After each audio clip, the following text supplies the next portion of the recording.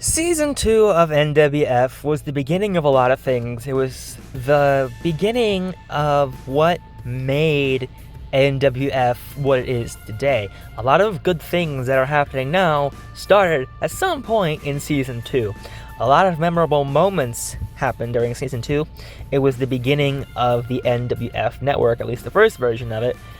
And, more importantly, a lot of really good pay-per-views took place.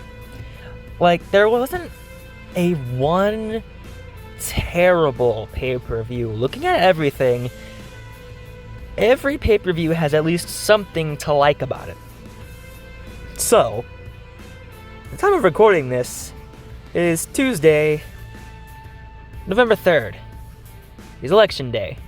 So, fuck that.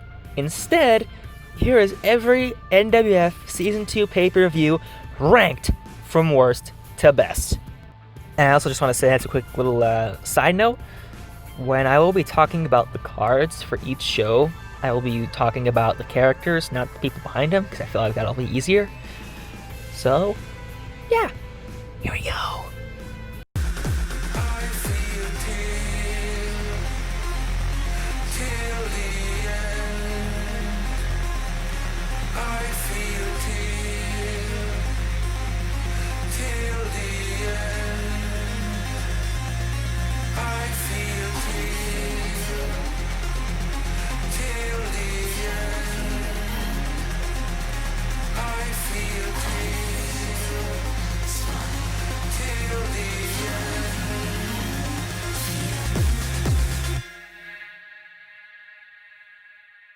Number 12, and although, again, not a terrible show, but it's at the bottom of the list, making it the worst show in NWF Season 2 for pay-per-views, we have NWF Evolution.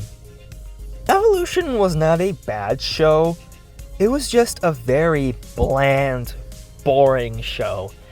And it wasn't helped by the fact that leading up to it, nobody gave a damn. No feuds were started. Nothing spectacular was built.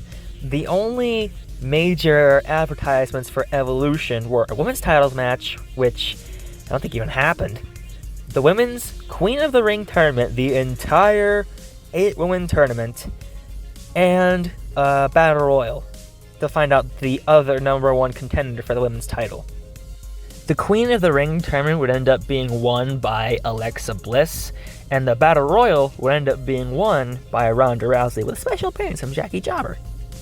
Overall, there wasn't anything match quality-wise exciting about Evolution. The one thing really is the round 2 Queen of the Ring tournament match between Chyna and Nikki Cross, which was fun because Chyna kept throwing everything she had at Nikki Cross, who continued to keep kicking out and continue fighting. So that was, a really good match. Everything else, forgettable. That's why Evolution is at the bottom of the barrel. Number 11, TLC tables, ladders, and chairs. And just like Evolution, a lot of matches on TLC were forgettable. There was a women's Money in the Bank ladder match won by Sonya Deville, which was fine. There's a tag team title ladder match between the Iron Men, The Miz and Baron Corbin, and The Fiend, Bray Wyatt, and Tommaso Ciampa, which was short and uneventful. The World Heavyweight Championship TLC match between Bray Wyatt and The Miz was also forgettable. But there was one bright spot, one massive bright spot, and that was the men's Money in the Bank ladder match. Won by the Psycho Killer Tommaso Ciampa. The men's Money in the Bank ladder match was all action for 40 minutes, and it was hella exciting to watch. And if it wasn't for the fact that the footage itself was gone, it would definitely have made the NWF Greatest Matches series. And although people don't talk about it as much, it definitely stands as probably one of the best ladder matches in NWF history. We are now into the top 10, and number 10 is Winter Slam. Headlined by an alright The Fiend, Bray Wyatt versus John Cena World Heavyweight Championship match. A Women's Championship match that was also alright between Alexa Bliss and Nikki Cross. a 3 Stages of Hell match where King Cody beat Tyler Bate 2 falls to nada. Cedric Alexander won the Cruiserweight title. The Miz left Winter Slam as the Extreme and Intercontinental Champions. And the dubious history was made. Fandango was the first and only NWF Universal Champion. So, there's that, I guess. But there was also a lot of matches that didn't actually end up happening. And the matches that did end up happening, not terribly memorable. So, National Winter Slam is number 10. I mean, some interesting moments, but nothing that lit the world on fire. Number 9 is Money in the Bank. And to get the negatives out of the way first, okay? The tag title match that was hyped, that did not happen, and caused a lot of issues in the future. So that sucked. The Money in the Bank United matches themselves, going from frustrating to just straight up uneventful and boring. An Intercontinental Championship match that caused one person to get completely fired from NWF for being a cheap bastard. You know who you are. And a forgettable Women's Championship and World Heavyweight Championship match. So why is Money in the Bank number 9 if it has that much bad about it? Well, it was because of 3 matches. 2 of them were pretty good, and 1 of them, fantastic. Johnny Gargano versus Noam Dar for the Cruiserweight Championship, and Cedric Alexander versus Pete Dunne in an empty arena lights out match. The Cruiserweight division really picked up where the rest of Money in the Bank had faltered. And then there was a fatal 4-way match to crown a new Intercontinental Champion between Triple H, Randy Orton, Adam Cole, and Finn Balor. And after an incredible match and a shocking RKO, where else, from out of nowhere, Randy Orton was the Intercontinental Champion. So see, there is something to like about Money in the Bank. The Cruiserweight division was really good, and the Intercontinental Championship match, the second one, fantastic. Number 8 is Super Showdown, and you'll be forgiven for not remembering it as it is quite an underrated show. But there was a lot of interesting moments that actually took place. Chad Gable defeated Mustafa Ali. Chyna had defeated Nikki Cross, continuing their feud though inside Hell in a Cell. Alexa Bliss and Cedric Alexander retained their women's and cruiserweight titles respectively, and Seth Rollins won the United States Championship from the Scottish psychopath Drew McIntyre. Also in a shocking 2 out of 3 falls match for the Intercontinental Championship, Elias left with the gold. However, on to the really good, and again, pretty underrated. So, the Authority versus Adversus tag title loser must disband match. The match itself, admittedly, not very good. However, the result, a crowd pleaser, and the conclusion to what had been a really good feud. Overall, nice little solid thing. In a shocking turn of events, Sonya Deville failed to cash in her Women's Money in the Bank contract against Alexa Bliss after she had retained against Bayley. And in a really underrated match that unfortunately was not streamed, The Fiend Bray Wyatt retained the World Heavyweight Championship against the Demon Finn Balor in a Falls Count Anywhere match that literally went everywhere. Overall, Super Showdown, not the best, but still highly underrated. Number 7 is Fastlane, and Fastlane did not have anything bad. No bad matches, no bad behind the scenes stuff, but it was an average show, and everything about it was just average. So, it gets an average spot on this list, because it's average. Kurt Hawkins in a shock defeated King Cody, even though we don't talk about that. And Adam Cole defeated Tommaso Ciampa in an Extreme Rules match. In 2 really good matches, Johnny Gargano retained the Cruiserweight Championship against Gran Metalik, and Ricochet became the King of the Ring by defeating Triple H.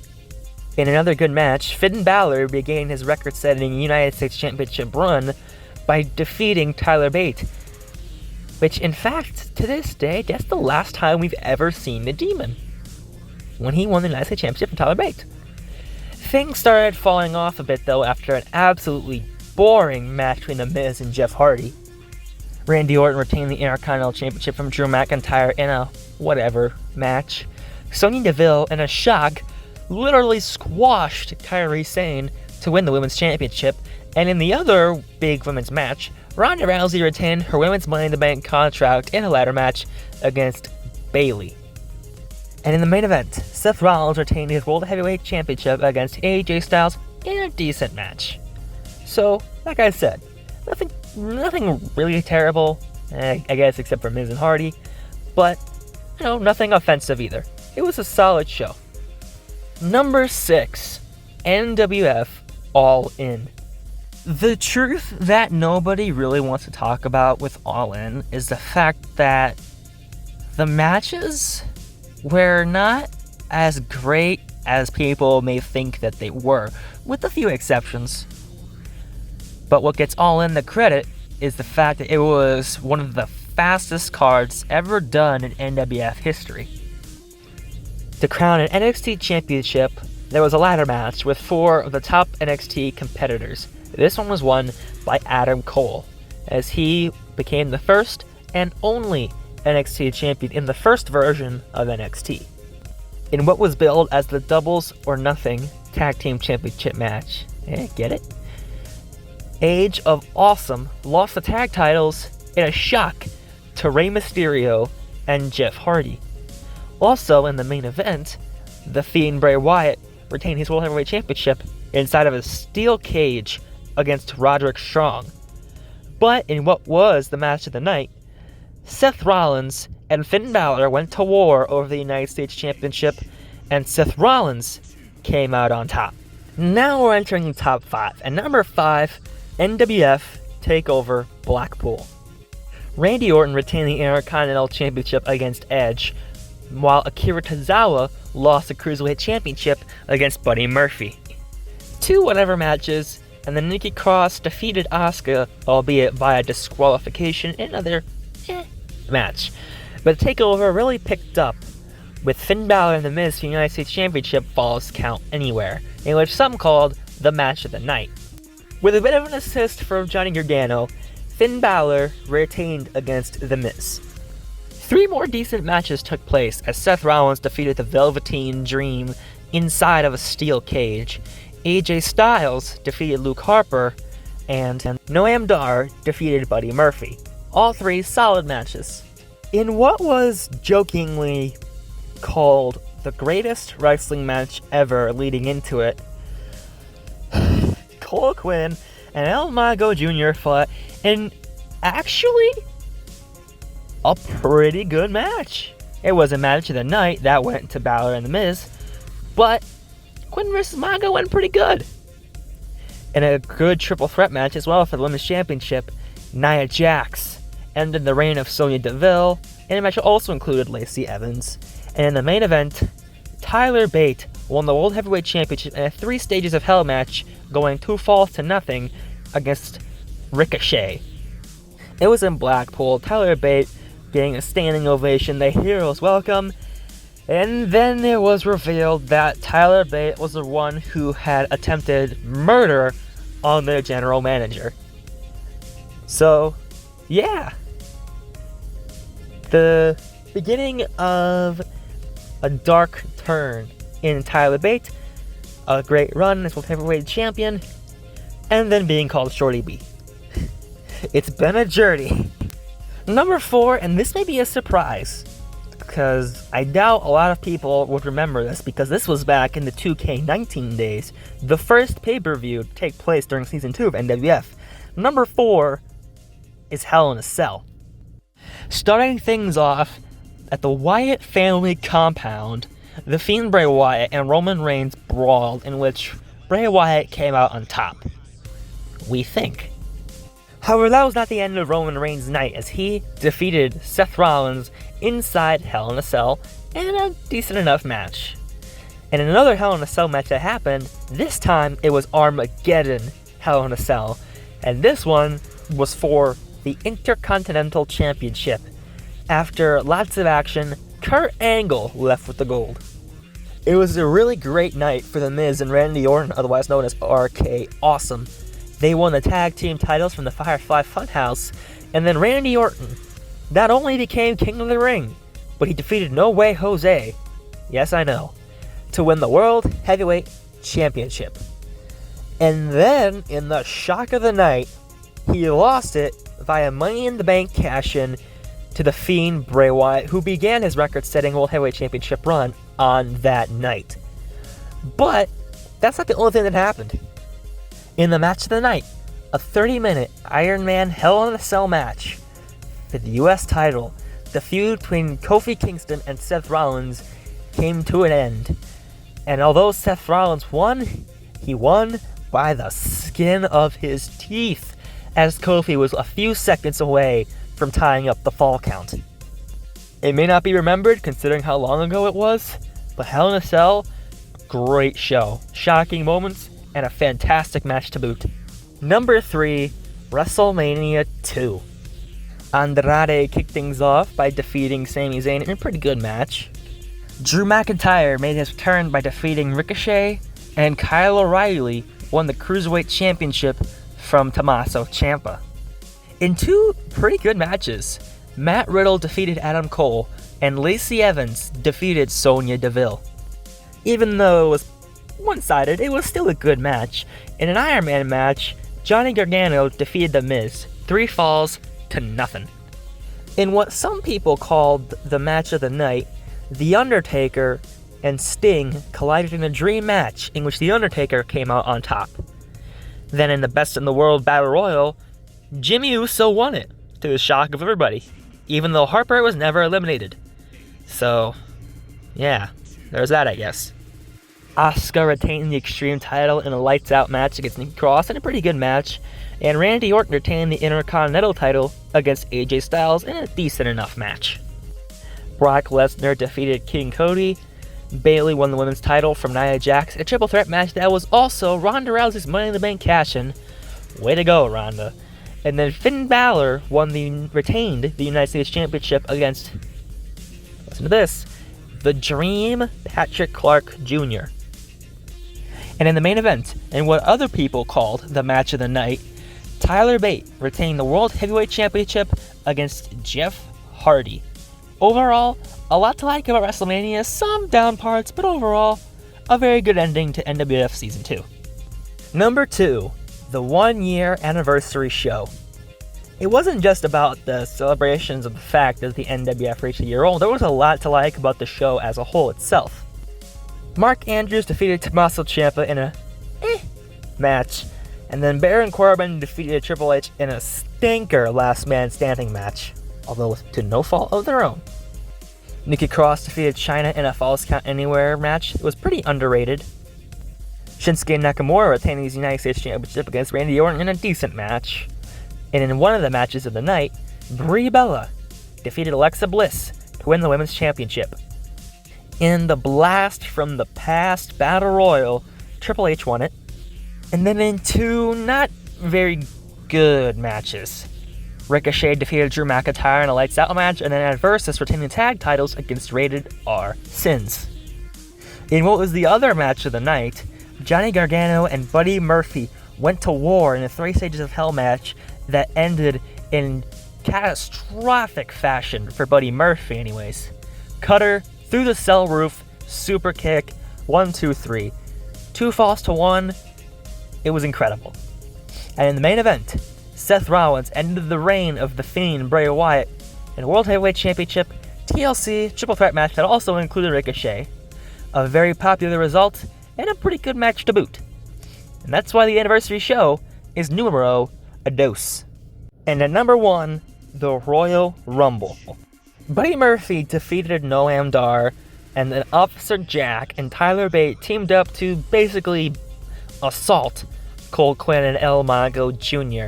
Both decent little matches, although I wouldn't exactly call the second match a match. But you know, if you like seeing 2 schmucks get beaten up for a bit, well then that match is gonna be for you. Triple H defeated Adam Cole, and Sonya Deville retained their Women's Championship against Sasha Banks. in one of the most interesting matches in NWF history, and something that actually won an Emmy for being Match of the Year, a Firefly Funhouse match between The Fiend Bray Wyatt and Drew McIntyre, which ended in a win for Bray Wyatt. You can only assume it was a win, since, Drew McIntyre was never seen again for a couple months. In another big match, Finn Balor retained the United States Championship against Seth Rollins in a highly, and I mean highly, underrated match for the Intercontinental Championship. The Fiend Bray Wyatt also retained it against AJ Styles. In a match that is not underrated though, Ricochet retained the World Heavyweight Championship against Brock Lesnar. Then it was time for the 3 Royal Rumble matches. The Cruiserweight Rumble match was also for the Cruiserweight Championship, and it was won by Akira Tozawa, surprising result. In the Women's Rumble, Bayley won it, another good result, although not the best Rumbles in the world. However, the best Rumble of the night went to the Men's Rumble, which was won, shockingly, by Jeff Hardy, who secured his spot in the main event of WrestleMania. There was a lot to like about the Royal Rumble, and I think it definitely does deserve its number 1 spot when you look at just how strong the match quality was overall. Several big matches, several big results. What more can you ask for?